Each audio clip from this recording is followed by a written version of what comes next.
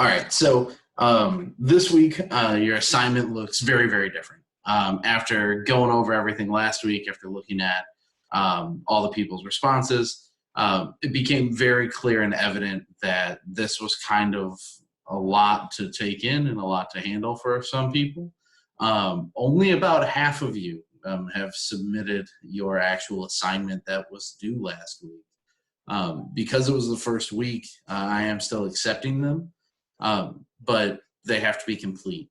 You can't just turn in whatever, 4 questions that are done and then expect that to be okay. So you do need to finish the assignment before you turn it in, and then I'll put it in the grade book and update it as you turn things in.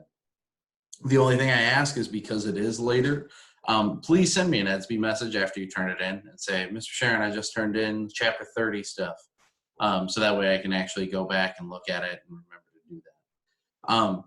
As for chapter 31, if you didn't notice, on EDSB this week, things look a little bit different. So first off, we've got these 3 things here that are all the quizzes for lesson 1, lesson 2, and lesson 3.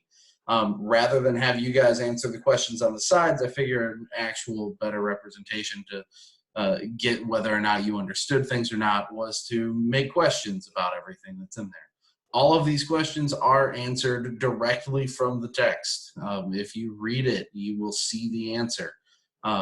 It's pretty straightforward and right in front of you if you can actually read it and get through all of it. All of these are going to be open note, if you will, or open book on here.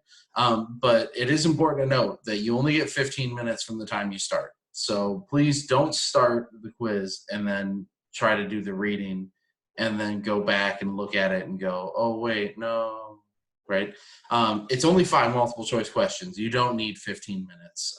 In the following weeks here, it's going to be a shorter amount of time, but the first run figured I'd make things a little bit easier on you in general, right? So if you look at it right here, it says like lesson 1 assignment, open and start after reading the first lesson in the chapter, right? So whenever you're actually reading the things from the chapter, lesson 1 is at the top. It's where it starts. And then you read this part of the chapter. And then after you finish reading the chapter, which is not very long, right? It's literally 3 pages with a whole bunch of stuff in the way. Once you are done with that, then open up the quiz and take it, all right? After you've submitted it, you're done. That's all you got to do with lesson 1. Then there's 1 for lesson 2. There's 1 for lesson 3. Yeah, you mind grabbing her. So there's 1 for each lesson within the book. Right? One sec. All right. So after you've logged on, you've taken those quizzes, you're good for the week. Those are your assignments this week. It's just those. You don't need to submit anything from the actual chapter. You don't need to do any of the workbook pages, like questions or other things, because this is your assessment. It is important to note, though, these all count as small quiz grades, which means they count for more than the assignment you did last week. That's important to note for a reason, because some of you may see your grade drastically change depending on how good or bad you do on these things. Right? They all count for a grade, and they're based on accuracy. So take your time and make sure that you're getting these questions right. I've already had people submit their quiz, and it shows how much time you take, and people have taken 1 minute and answered A for all of the questions. That's probably not the best route to go, because, again, they're graded on accuracy. So if you get all the questions wrong, you get all the questions wrong. It's out of 5 questions. Each one's worth 20% of the grade. There it goes, right? So this week, in terms of like your actual assignment, it does look very, very different, right? Just doing these 3 quizzes is significantly different than having to fill out all of the things in the workbook and then saving and submitting it into the Google form and hoping that it doesn't go away and stop, or you have to walk away for a second and then not submit your stuff or anything like that. It gets rid of all of those problems, right? So that's your assignment for the week. I'm going to give a brief overview on kind of everything within it. we'll probably finish up all 3 of the lessons. And then after that on Thursday, please, by all means, if you have any questions about any of this information, or if you have any questions about anything that was on the quiz that you found confusing, and you kind of want to just figure out why you got that wrong or what was different about it, by all means, come back Thursday. We'll talk about that and we'll go over all the stuff. All right. So there's that part. So the Cold War. The Cold War begins right after World War II ends. Right. So World War II has finished, and when it finishes, because the Soviet Union has gone from Russia all the way straight over into Germany, they don't want to leave, and that's going to be where things are going to get a little bit different, right? So there's 2 different things that are in here that are important. There's the Truman Plan and the Marshall Plan. So both of these were attempts to stop the spread of communism. Truman said that the best way to do this was to offer financial aid to nations threatened by communist expansion. Through that, essentially, we end up with, I guess the best way to say is the Marshall Plan as a compromise almost within the government. So the Marshall Plan then comes through and provides $13 billion for the rebuilding of Europe, because the United States essentially feels bad for them, knowing that everything that they have just got destroyed basically through infrastructure. Right? At the end of World War II, the United States hasn't really been attacked outside of Pearl Harbor, whereas most of Europe has been destroyed. Factories have been taken out. Railroads are completely gone.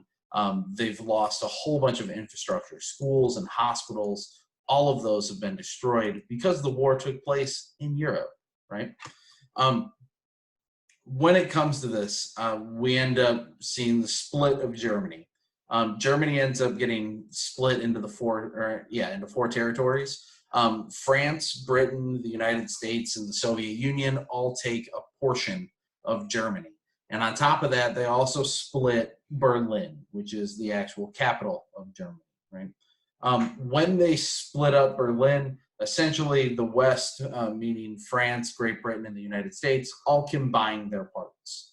And you end up getting what is eventually going to be called East Germany and West Germany. Each one is very different. East Germany is going to be under the control of the Soviet Union, and West Germany is going to be its own republic that is run essentially by the French, the British, and the Americans.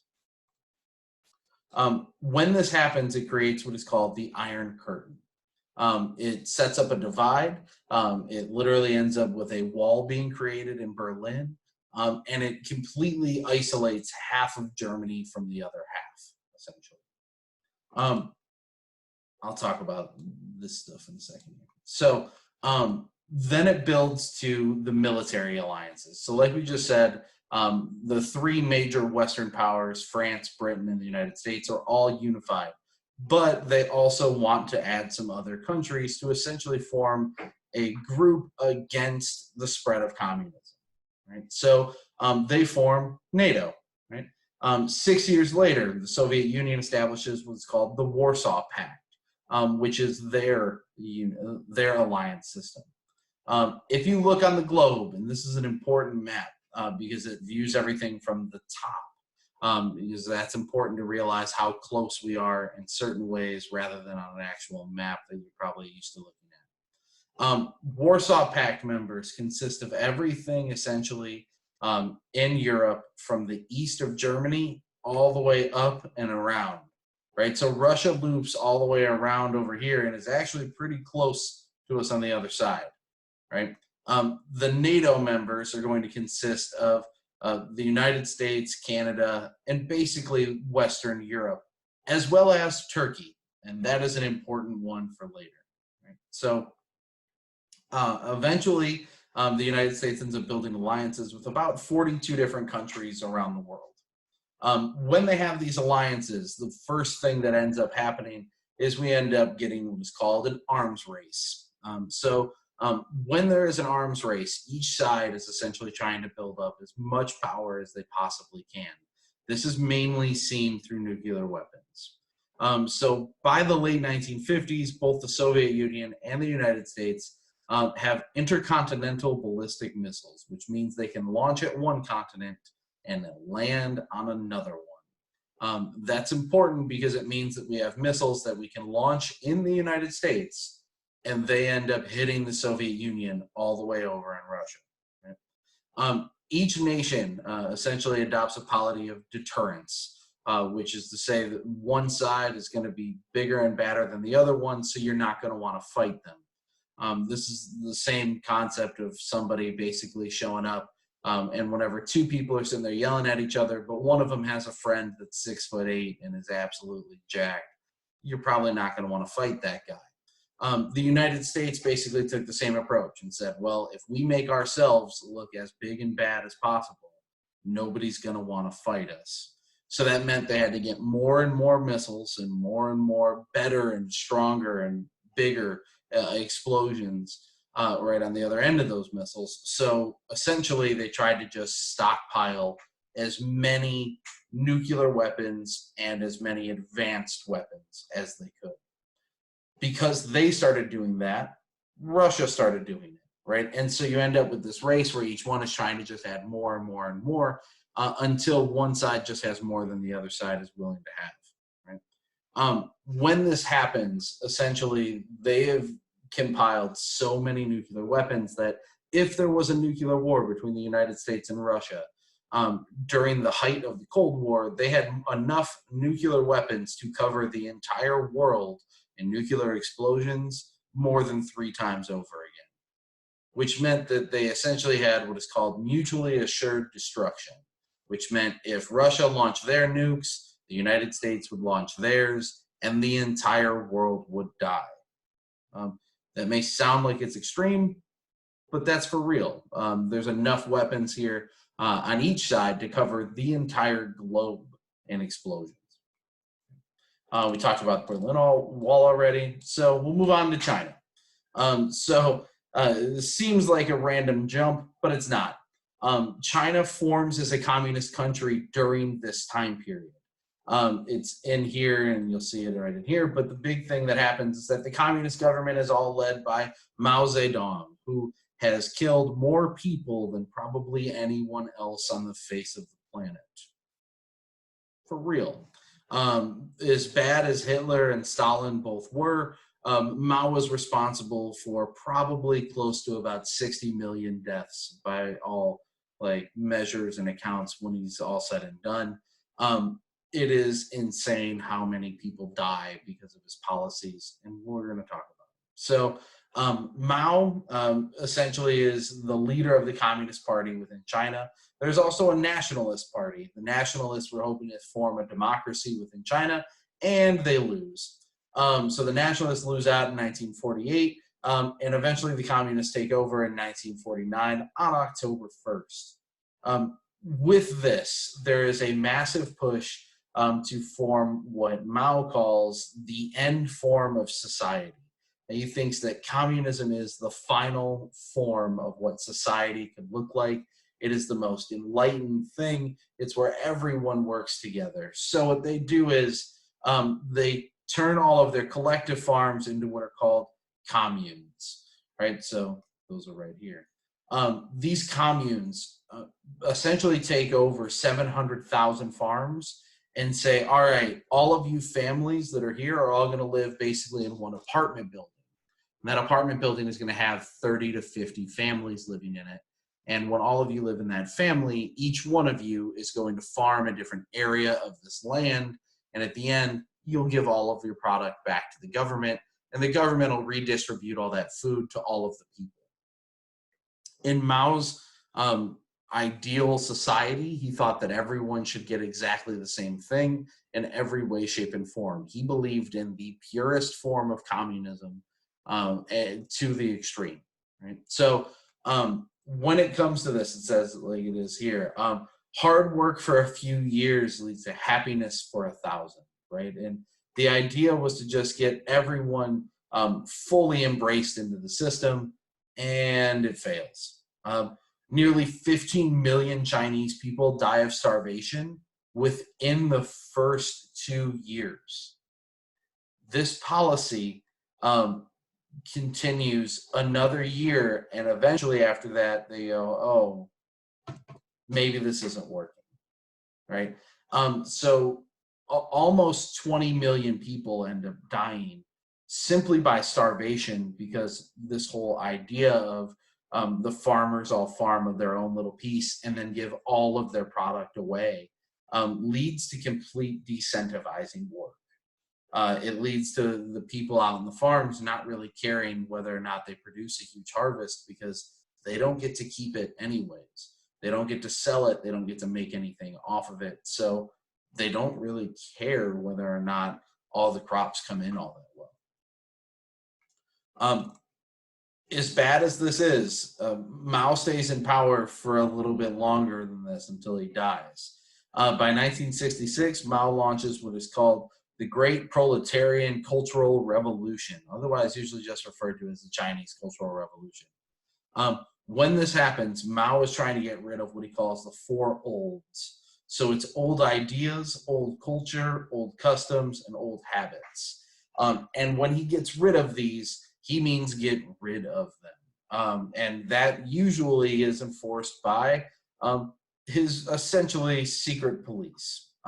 They're called the Red Guards, right? So the Red Guards are right here, and they essentially are in charge of mandating that all of this actually goes through, and all of this is embraced by the old people, and the old ways, if you will, get modified to this new belief system. One of the funnier things that they change is they change traffic lights to being red, meaning go. And the reason they do that is because red is the color of communism, and communism means progress. So red means you may go on or go forward. It doesn't hold up.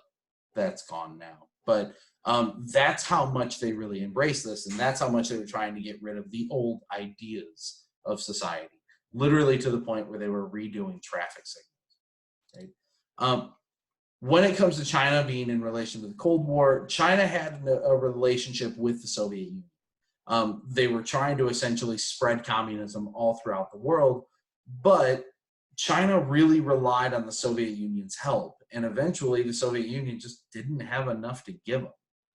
They weren't able to help them the way that they wanted, and because of this, the Chinese basically say, fine, we'll just kind of do things our own way, don't worry about it, whatever. And whenever the Soviet Union comes calling later on and says, hey, can you help us with all these things? China kind of says no. They just basically say, no, it's fine. You didn't want to help us whenever we needed help, so we're not going to help you when you need help. This is actually going to be a benefit for the United States. So because China says no to the Soviet Union, the United States steps in, and eventually they form a better relationship with China, and it ends up leading to the opening of China opening its borders and its markets to start trading with the United States.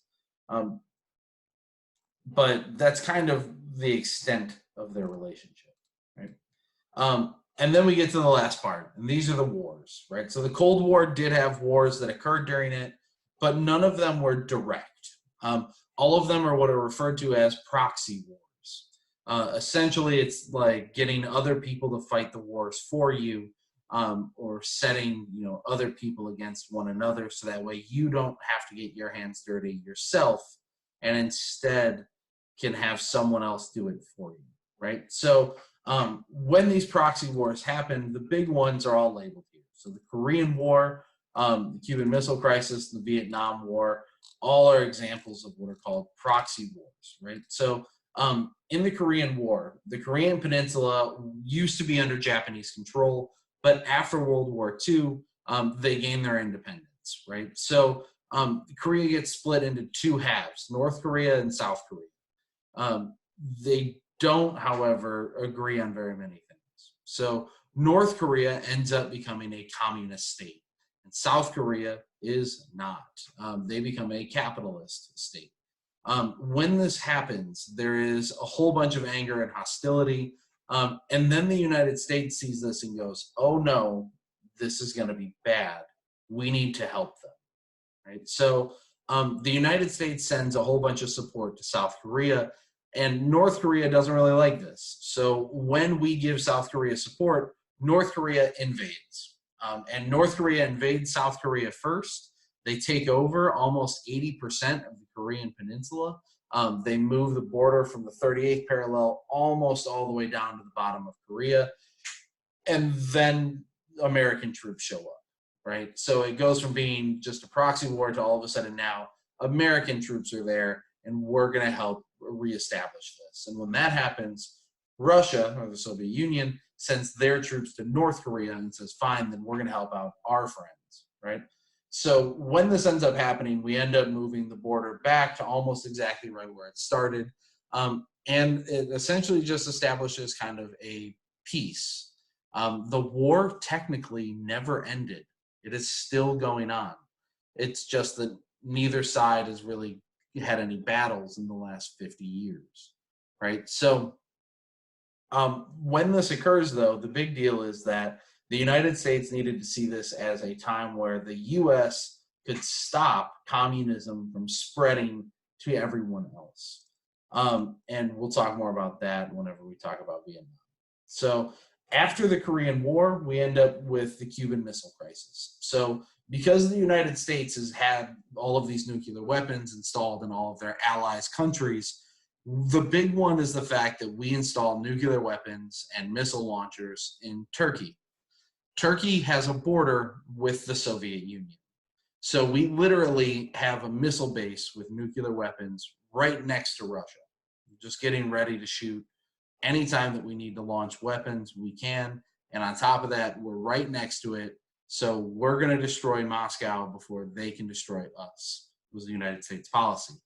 Well, after this happens, the Soviets are looking to install their own missiles closer to the United States.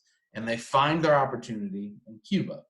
So in Cuba, Fidel Castro has led his revolution against the Cuban government, and he establishes a communist dictatorship in Cuba. The United States does not like that. So in 1961, President JFK approves a plan that is essentially called the Bay of Pigs. We tried to get a bunch of Cuban exiles that were in the United States that had left Cuba to go and defeat Castro, and it is a disaster. It doesn't work. It totally fails, and when that happens, Castro says, all right, Soviet Union, we need some help. Send us some stuff. So in return to sending them food and other goods, the Soviets also say, all right, we're also going to set up a missile base there. So that way we're only 70 miles off the coast of Florida. We can launch a missile from Cuba and hit the United States in the same time that they can launch one from Turkey, right? When this happens, it leads to a massive conflict. The United States clearly doesn't want this to happen. So their Navy sets up a blockade, or basically a line all the way around Cuba's border. So the United States is on this side, basically stopping them from getting there. And then Soviet ships with missiles basically come and they stare at each other. And it turns into this weird game of chicken where we're trying to see who is going to basically back down first. Because if the United States doesn't back down, Russia threatens to launch a nuclear missile from all of their bases to hit all of our countries and all of our country and our allies, right? After this extremely tense standoff and some serious phone calls and a very weird miscommunication that almost happens, eventually what ends up happening is that the United States and Russia basically back down and say, fine, we will no longer, allow this to happen, but you have to do something for us and we'll do something for you. In here, the Soviets remove their missiles in return for an American pledge not to invade Cuba. So the Soviets say, we won't put missiles there, but that has to stay a communist country. And the United States doesn't like that, but they agree to it. And the big thing that it ends up happening is it forms what is affectionately seen in movies as the red phone in the president's office. It ends up being the hotline system that's installed that connects Washington, D.C. and Moscow directly. It's a phone that only goes from one president to the other. So the Soviet Union and the United States have literally a phone where only the presidents can talk to each other. And it's to essentially avoid miscommunications and problems like the Cuban Missile Crisis from ever happening again. And then we get into the big one. So the biggest war during the Cold War is the Vietnam War. The Vietnam War is when North and South Vietnam, which you can see on essentially here, we end up with one side, and in the reading it's in here and everything else, but one side has the local communist leader, Ho Chi Minh. So when Ho Chi Minh takes over, essentially North Vietnam and South Vietnam have what I would say, very hostile agreement with each other. They start off by immediately declaring war on one another. When this happens, the big deal about it is that France currently controls South Vietnam, right? So when France has Vietnam, they essentially think that they can control it like all of their other colonies, and everyone will just fall in line, but that doesn't work, right? North Vietnam is controlled by Ho Chi Minh and the communists, and they immediately start going down. And the United States freaks out about this. They think that there is going to be what is called the Domino Theory, that if the United States doesn't stop communism from spreading to Vietnam, then it's going to spread everywhere in all of Asia, right? This is clearly not the case because the United States sends troops to Vietnam. And for about 10 years, the United States is engaged in that war. And when all is said and done, we lose. The United States pulls out, and within 2 years, the communists control all of Vietnam. The communists win, and afterwards, it is seen as this massive smudge on the United States' record. And President Nixon basically realizes, oh, it won't spread. Communism doesn't go anywhere else. It doesn't spread to anywhere else in Asia, and domino theory is seen to be completely false. But the big deal about it is that when this occurs, the United States gets involved in another country's business, essentially, and we end up suffering mightily. When all is said and done between the Korean War and the Vietnam War, almost 100,000 people end up dead. Almost 100,000 Americans end up dead. Millions of others, people, especially Vietnamese and Korean people, end up dead. But both of these are seen as essentially losses. But we're doing them in an effort to stop the spread of communism, which in both cases doesn't really work. Communism has kind of stagnated after this point, though, and it's not going to end up going anywhere else. But it's seen that whenever a local group really wants to change, outsiders usually don't have very much influence on what those local people think. Right? And that's the end of the Cold War part in here. So again, once you've read these, once you've gone over them, especially in more detail than what I just did, you'll be able to answer all the questions within these quiz question sections relatively easily, right? If you have not done so already, there's a poll on here. I'm trying to gather up when you guys actually work best. So that way I can kind of schedule myself to be available for people to answer questions. People have been sending me Ed messages up through like 1 in the morning, and I've been trying to reply as soon as possible. But like, for example, 5th period, it's pretty evenly distributed, and it's kind of all over the place, but it seems like 12 to 3 is the time when everyone's available. So I'm trying to make myself more available then. But I'm trying to gauge when you guys are doing all of your work so I can better help you. So with all of that being said, I'm going to stop the recording now and answer any questions you guys have. So there we go.